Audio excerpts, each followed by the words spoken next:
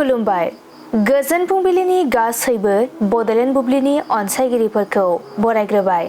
दिनै 7 नभेम्बर शुक्रबारनि फान्जामुथिखौ फरायथिनो लादों आं उदांस्रि मुसाहारिया। फान्जामुथिनि गिबियाव दं मेष राशि।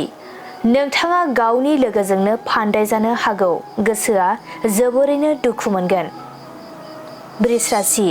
मोजां मोनलायनायनि गेजेराव अनलायनाया बांगोन, गोजोन खुसिजों सान बारहोनो हागोन। मिथुन राशि। नखराव गिदिर दावराव दावसि सोमजिनो हागौ, नखरनि मोजां सोमोन्दोआ गोजान जागोन। कर्कट राशि। नोंथांनि गोसोआव माबा मोनसे मोननायनि आसा सोमजिनो हागौ, गोसोआ उसुखुथु जाबाय थागोन। सिंह राशि। गावनि नाजाथाबनायनि मोजां बान्थाखौ मोनफुंनो हागौ, रंजा खुसिनि सान जागोन। कन्या राशि। गोसोखौ हमथानो हायैयाव गाज्रि हाबा मावफ्लांनो हागौ, साजा मोननो गोसोआव गिखांनाय सोमजिगोन।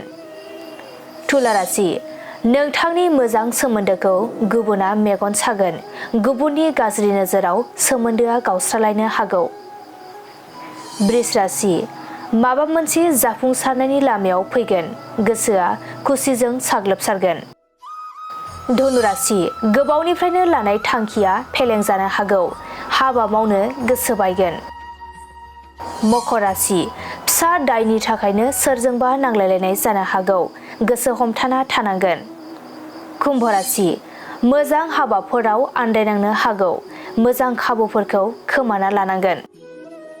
मीन राशि। समाजनि हाबा मावनो गोबां बिबान मोनगोन, दाबसे जायगायाव थाथेरनो सम मोननाय नङा।